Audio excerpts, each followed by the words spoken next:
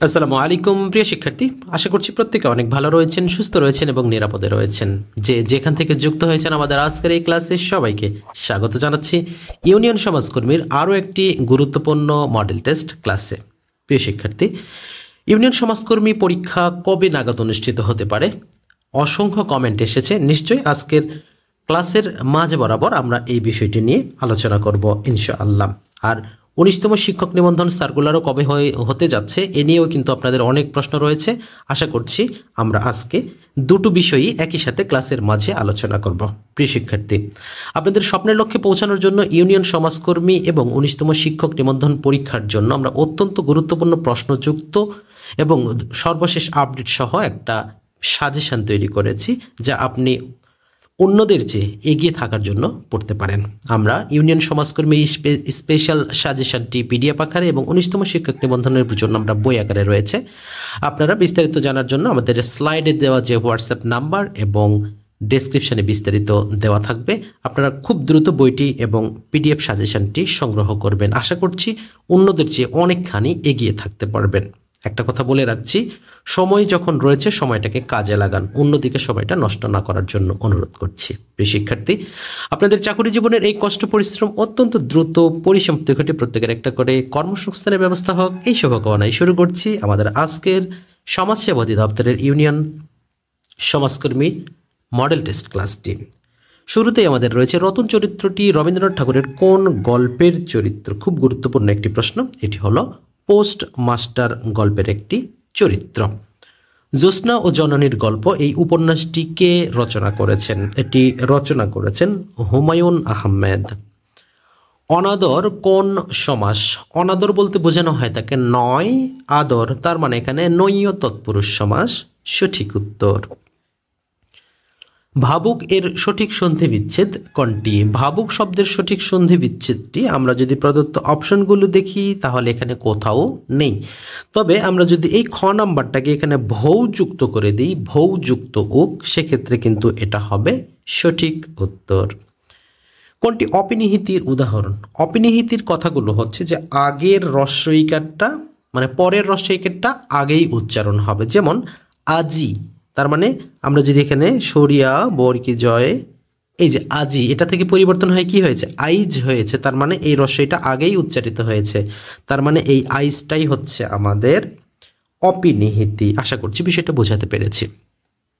হৃদয় আমার নাচে রে আজিকে, এখানে এই আজিকে কোন কারকে কোন বিভক্তি? তাহলে অধিকরণ কারকের সংখ্যাগুলোতে কি জানা যায়? স্থান, কাল, পাত্র সবকিছুই থাকে। কাল মানে কি? সময়। তার মানে হৃদয় আমার নাচে রে আজিকে, তার মানে আজকে নাচছে, তার মানে এটা হচ্ছে অধিকরণ কারক। আর দ্বিতীয় বিভক্তি যেহেতু রয়েছে তার মানে এই একটাই সঠিক উত্তর হবে। এখন প্রশ্ন থাকতেই পারে দ্বিতীয় বিভক্তিটা কেন হলো? আজিকের সাথে কে রে এতের মধ্যে কে কিন্তু আমাদের বিভক্তি যুক্ত রয়েছে, তার মানে এটি হবে দ্বিতীয় বিভক্তি। মঙ্গলকাব্য সমূহের বিষয়বস্তু মূলত কি?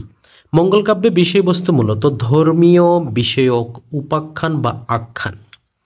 পথিক তুমি পথ হারাইছ উক্তিটি কার? পথিক তুমি পথ হারাইছ উক্তিগুলো হচ্ছে কপাল কুণ্ডলার। কমলাকান্ত কার ছদ্মনাম? কমলাকান্ত এটি ছদ্মনাম হিসেবে ব্যবহার করতেন বঙ্কিমচন্দ্র চট্টোপাধ্যায়। লোকে বলে বলে রে ঘর বাড়ি ভালা না আমার, এটা কার গান বলুন তো? হাসন রাজার গান। লোকে বলে ও বলে রে ঘর বাড়ি ভালা না আমার, তাহলে এটা হাসন রাজা হবে সঠিক উত্তর। ব্যাকরণ থেকে আমাদের যে গুরুত্বপূর্ণ প্রশ্নটি রয়েছে, অনুরক্ত এর বিপরীতার্থক শব্দ কোনটি? অনুরক্ত এর বিপরীত শব্দ হবে বিরক্ত হওয়া, তার মানে সঠিক উত্তর হবে বিরক্ত। ডাল ভাত কেমন অর্থে শব্দযোগে দ্বিরুক্ত হয়েছে? আমরা একটা যদি উদাহরণ বলে দিই তাহলে খুব সহজে আপনারা বুঝতে পারবেন যে আমরা মাছে ভাতে বাঙালি, তার মানে মাছ এবং ভাত আলাদা জিনিস হলেও কিন্তু আমরা একত্রে খাই বলে এটি দ্বিরুক্ত হিসেবে ব্যবহার হয়েছে মাছে ভাতে। ঠিক তেমনি ডাল ভাতটাও এটা মিলনার্থক দ্বিরুক্ত হিসেবে ব্যবহার হয়েছে। যারা দিন আনে দিন খায় বা অর্ধাহারে দিন কাটায় তাদেরকে বলা হয় যে অন্তত ডাল ভাত খেয়ে যাতে দিন যাপন করতে পারে, এরকম কথা বলা হয়। যদি হয় সুজন তেঁতুল পাতায় নজন, প্রবচনটির অর্থ কি? এটা মূলত আমাদের প্রচলিত অর্থ বলে যে মিলেমিশে যে কোনো অসম্ভব কাজকে সম্ভব করা যায়। মূলত আমি এটার বিরোধী করি, আমি এটার পক্ষে নই। কেন? কারণ অসম্ভবকে কখনোই সম্ভব করা এটা সম্ভব কখনোই নয়। তবে হ্যাঁ, এটার উত্তরটা এরকম হবে, মিলেমিশে কাজ করলে যে কোনো কঠিন কাজকে সহজ করা যায়। অসম্ভবকে আপনি কখনোই সম্ভব করতে পারবেন না, যেটা অসম্ভব সেটা অসম্ভবই। আপনি, যাই হোক, উদাহরণটা দিলাম না, হ্যাঁ, আপনারা বুঝে নিন। নিচের কোন বাক্যটি বর্তমানকাল? বর্তমানকাল বলতে কি বোঝানো হয়? বর্তমান যেটা হচ্ছে, তার মানে এখানে আমি পড়ি, এটাই তো বর্তমানকাল, অর্থাৎ প্রেজেন্ট ইনডিফিনিট হিসেবে রয়েছে এখানে। দীর্ঘ ই প্রত্যয় যুগে লিঙ্গান্তর করা হয়েছে কোনটি? খুবই গুরুত্বপূর্ণ প্রশ্ন, এটা হবে ছাত্রী। সওগাত পত্রিকার সম্পাদক ছিলেন কে? সওগাত পত্রিকার সম্পাদক ছিলেন মোহাম্মদ নাসির উদ্দিন। নির্ভুল বানান কোনটি? নারীদের ক্ষেত্রে যেটা ব্যবহার করে শ্রদ্ধাস পদেশু, তার মানে দেশু, প্রথমটা হবে দন্তস্ব, পরেরটা হবে মূর্ধন্য স, অর্থাৎ ক নাম্বারটা সঠিক উত্তর। জীবনানন্দ দাশের রূপসী বাংলা কাব্যগ্রন্থ কিসের পরিচায়ক? এখানে মূলত পরিচয় ঘটানোর চেষ্টা করেছে লেখক বা কবি স্বদেশপ্রীতি এবং নিঃস্বর্গ মায়া মমতা, তার মানে সেই উদ্দেশ্য থেকে আমরা ক নাম্বারটা সঠিক উত্তর করতে পারি। কোনটি যুগরুড় শব্দ? এখানে যুগরুড় শব্দ সঠিক উত্তর হিসেবে আমরা পঙ্কজ কি করব। এখানে জানতে হবে যে যুগরুড় শব্দটা কি। যুগরুড় শব্দের আভিধানিক অর্থ এবং প্রকৃত অর্থের মধ্যে পার্থক্য থাকবে। যেমন এখানে পঙ্কজ বললে এর আভিধানিক অর্থ বোঝানো হয় পঙ্কে বা পাক অথবা কাদায় যা জন্মে। তাহলে কাদায় কিন্তু অনেক কিছু জন্মে, কিন্তু পঙ্কজ কথাটি অর্থ শুধু আমরা পদ্ম ফুলকে বুঝিয়ে থাকি। তার মানে আভিধানিক অর্থ আর প্রকৃত অর্থ কিন্তু এক থাকবে না, সেটাই হচ্ছে যুগরুড় শব্দ। আর আশা করছি বিষয়টা বুঝতে পেরেছেন। রূপ জালাল নামে আত্মজীবনী লিখেছেন কে? এটা লিখেছেন নব ফয়জুন্নেছা চৌধুরানী। নিচের কোন বাক্যটি শুদ্ধ? প্রিয় শিক্ষার্থী, ক্লাসের এই পর্যায়ে আরও একবার জানিয়ে দিতে চাই, আপনারা যারা ইউনিয়ন সমাজকর্মীর পিডিএফ সাজেশন অথবা 19তম শিক্ষক নিবন্ধনের বইটি অর্ডার করতে চাচ্ছেন, খুব দ্রুত আমাদের হোয়াটসঅ্যাপ নাম্বারে যোগাযোগ করে বইটি আপনি অর্ডার করতে পারেন এবং পিডিএফটি খুব সহজেই সংগ্রহ করতে পারেন। আপনাদের জন্য একটা HW থাকবে যে মুমূর্ষ সঠিক বানান কোনটি? এই মুমূর্ষ সঠিক বানান, এটি আপনাদের জন্য একটা HW থাকবে। অবশ্যই আপনারা কিন্তু এর উত্তরটি লিখে দেবেন যে কোনটি। আপনারা ABCD লিখে দেন, যাতে আমরা এখন কিছু কমেন্ট পেয়ে যাবো। আমাদের গত 46 নম্বর 19তম মডেল টেস্টের যে 46 নম্বর ক্লাসে যে সকল পরীক্ষার্থী বা শিক্ষার্থী কমেন্ট করেছিলেন,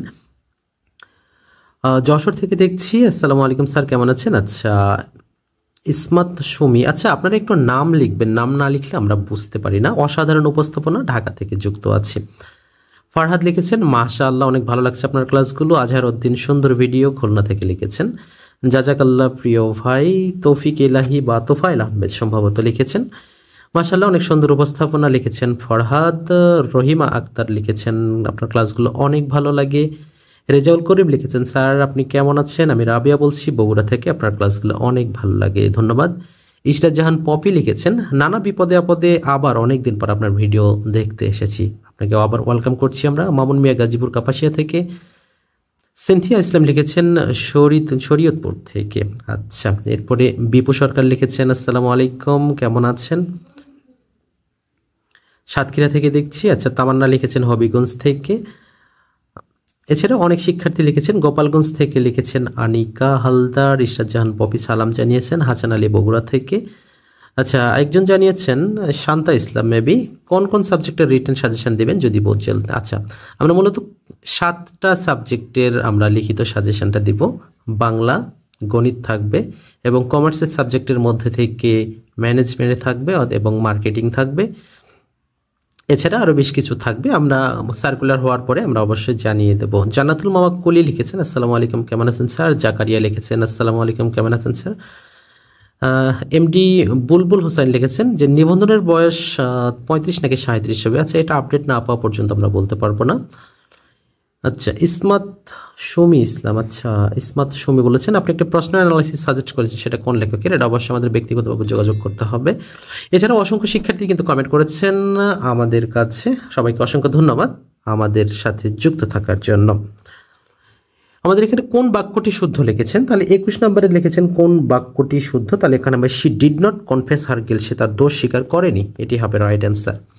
Lutfa goes on helping everyone without saving anything for the rainy day, তার মানে এখানে এই রেইনি ডেটা কি হিসেবে ব্যবহার হয়েছে? মূলত রেইনি ডে ইংরেজিতে ফ্রেজ হিসেবে যখন ব্যবহার করা হয়, দুর্দিন বলা হয়, যে দুর্দিনে ব্যবহার করা, তার মানে এখানে এ ডিফিকাল্ট ডে হিসেবে এটা ব্যবহার হয়েছে। নিচের কোন গ্রন্থটি চার্লস ডিকেন্সের লেখা? ডেভিড কপারফিল্ড, এটা হচ্ছে চার্লস ডিকেন্সের লেখা।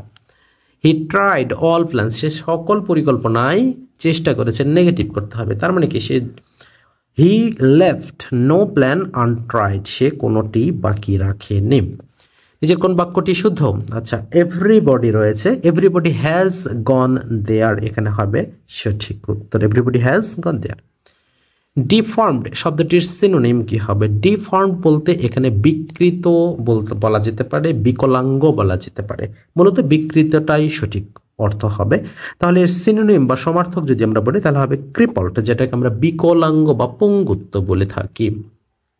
হি was only a yard off me, এখানে ইয়ার্ড অফ, এখানে অফটা কি হিসেবে ব্যবহার হয়েছে? তাহলে এখানে অফ ব্যবহার হয়েছে প্রিপোজিশন হিসেবে। কিং শব্দটির অ্যাবস্ট্রাক্ট ফর্ম কি হবে? আমরা ক্লাসে সবসময় বলে থাকি যে ধরা যাবে না, ছোঁয়া যাবে না, বলা যাবে না কথা, রক্ত দিয়ে পেলাম এক এমন স্বাধীনতা, এরকম আছে না? তাহলে এখানে যেটা হবে যে ধরা যাবে না, ছোঁয়া যাবে না, বলা যাবে না কথা, সেটাই হবে অ্যাবস্ট্রাক্ট ফর্ম। তাহলে এখানে হবে কিংশিপটা হবে right answer. Rafiq said to me I was ill, এটার ইনডিরেক্ট হবে, তার মানে ওয়াজ আছে, তাহলে অবশ্যই হ্যাড বিনের ব্যবহার করতে হবে। তাহলে এখানে Rafiq told me that he had been ill. Reza diet dash over eating, over eating ব্যবহার হলে সেটা কি হবে? Diet from. To meet trouble halfway, to meet trouble halfway বলতে হতবুদ্ধি হওয়া, কিং কর্তব্য বিমূঢ় হওয়া, কি করবে ভেবে না পাওয়া, সেটাকে বলা হয় to be puzzled. It was, আচ্ছা it was sorry, if we had a boat, আচ্ছা এটা ইফ কন্ডিশনাল, তাহলে if we had a boat রয়েছে, তাহলে উই ড্যাশ ক্রস, তাহলে we would cross the river. Scarcely had he come dash it is started raining, তাহলে আমরা no sooner dot dot dot dot কি পড়েছি? নো সোনার হ্যাডের পরে dot dot দিয়ে পড়েছি দেন, আর স্কেয়ারলি ডট ডট কি পড়েছি? হয়েন পড়েছি, তার মানে এখানে হয়েন বসবে। The picture was two Hang, আচ্ছা টু হ্যাং অন দ্য ওয়াল, তাহলে এখানে হাং হবে, অনলি হাং, HUNG, এটি হবে রাইট অ্যান্সার। নিজের কোনটি শুদ্ধ বানান? টিউবারকলোসিস রয়েছে, যার অর্থ হচ্ছে যক্ষা, তাহলে টিউবারকলোসিস, TUBERCULOSIS, এটা হবে রাইট অ্যান্সার। প্রিয় শিক্ষার্থী, এর পরবর্তীতে যেটি রয়েছে যে কোন বাক্যটি শুদ্ধ? হানি ইজ টু সুইট, একদম মিষ্টি না, মধু খুবই মিষ্টি।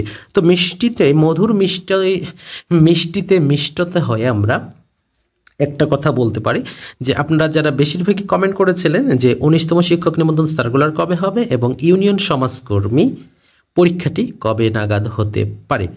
ইউনিয়ন সমাজকর্মী পরীক্ষাটা হওয়ার সবচেয়ে বেশি সম্ভাবনা রয়েছে রোজার শেষ দিকে অথবা ঈদের পর, অর্থাৎ এটা ফেব্রুয়ারি মাস রয়েছে, আগামী এপ্রিল মাসে হওয়ার খুব সম্ভাবনা রয়েছে, এবং একদম ঠিক সেম পজিশন বা সেম টাইমে 19তম শিক্ষক নিবন্ধন সার্কুলারটাও হয়ে যেতে পারে। খুব সম্ভাবনা রয়েছে মার্চ অথবা এপ্রিলে কিন্তু, আর ইউনিয়ন সমাজকর্মী পরীক্ষাটা এপ্রিলে হবে, এটা আপনারা ধরে নিতেই পারেন, কারণ ঈদের পরে যে হবে এটা মোটামুটি শিওর বলা যায়।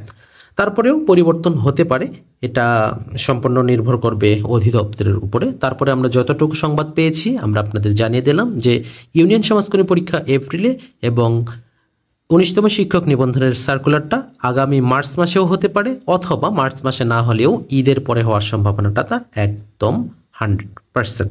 আশা করছি বিষয়টা বোঝাতে পেরেছি। এরপরে যেটি আমাদের রয়েছে he has gone to dogs, গোল্লায় যাওয়া, যেটাকে বলা হয় গন টু ডগস, মানে সে খারাপ হয়ে গিয়েছে।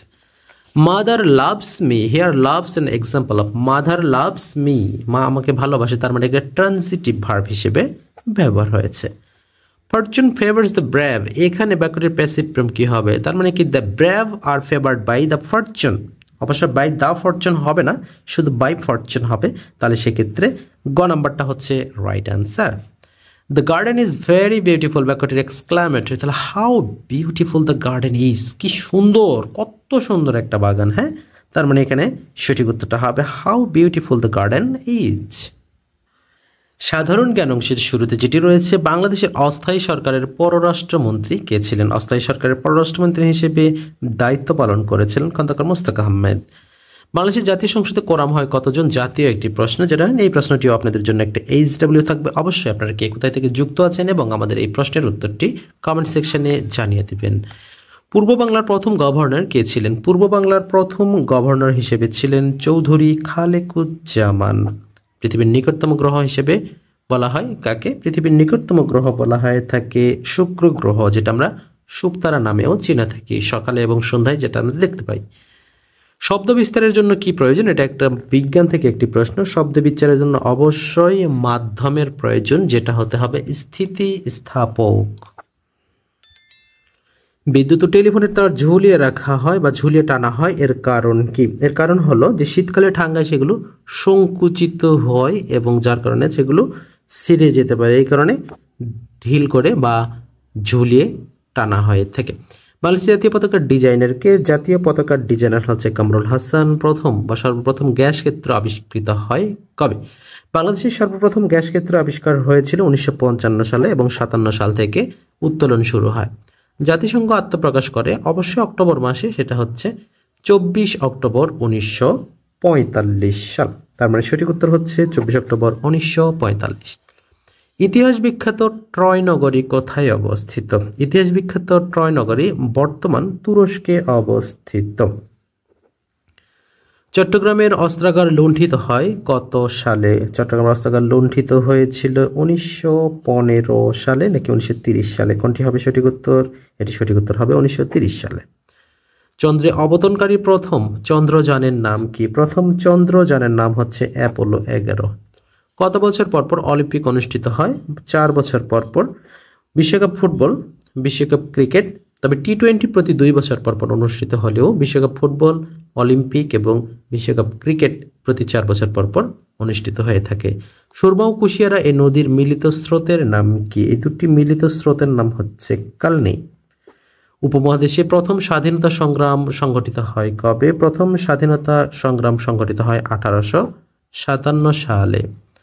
রাষ্ট্রের কয়টি উপাদান নিয়ে গঠিত? আচ্ছা, রাষ্ট্র মোট 4টি উপাদান নিয়ে গঠিত। OIC ইসলামী সহযোগিতা সংস্থা এর সচিবালয় কোথায় অবস্থিত? এর সচিবালয়টি অবস্থিত সৌদি আরব এর জেদ্দা। বিশ্বের প্রথম মহিলা প্রধানমন্ত্রী ছিলেন কোন দেশের? প্রথম মহিলা প্রধানমন্ত্রী ছিলেন শ্রীমাভো বন্দরনায়েকে, যিনি হচ্ছে শ্রীলঙ্কার। আর যদি বলা হয় প্রথম প্রেসিডেন্ট কে ছিলেন বা রাষ্ট্রপতি কে ছিলেন মহিলা, সেক্ষেত্রে হবে ইসাবেলা পেরেন, আর্জেন্টিনা। মার্কিন যুক্তরাষ্ট্রের প্রথম প্রেসিডেন্টের নাম কে? মার্কিন যুক্তরাষ্ট্রের প্রথম প্রেসিডেন্টের নাম হচ্ছে, বলুন তো, এটা আপনাদের জন্য একটা HW দিয়ে দিব না, এটা হচ্ছেন জর্জ ওয়াশিংটন। এবং ভারতের বাঙালি রাষ্ট্রপতি কে ছিলেন? তিনি হচ্ছেন প্রণব মুখার্জি। প্রিয় শিক্ষার্থী, আপনারা যেখান থেকে এতক্ষণ আমাদের এই গুরুত্বপূর্ণ ক্লাসে যুক্ত ছিলেন, সবাইকে অসংখ্য অসংখ্য ধন্যবাদ জানিয়ে আজকের মতো ক্লাসটি এখানেই শেষ করছি। শেষ পর্যায়ে আরও একবার জানিয়ে রাখতে চাই, আপনারা যারা আমাদের ইউনিয়ন সমাজকর্মীর স্পেশাল সাজেশন PDF সাজেশনটি সংগ্রহ করতে চান এবং 19তম শিক্ষক নিবন্ধন বইটি অর্ডার করতে চান, আমাদের স্লাইডে দেওয়া নাম্বারে যোগাযোগ করে খুব দ্রুত বইটি অর্ডার করে ফেলুন। আপনাদের অপেক্ষায় রয়েছি আমরা। আপনারা যেখান থেকে এতক্ষণ ছিলেন, সবাইকে অসংখ্য ধন্যবাদ। আবারও আপনারা যেখানে আছেন, আল্লাহ পাক আপনাদের সবাইকে অনেক ভালো রাখুন, সুস্থ রাখুন এবং নিরাপদে রাখুন, এই প্রত্যাশায় আজকের মতো বিদায় নিচ্ছি। আল্লাহ হাফেজ।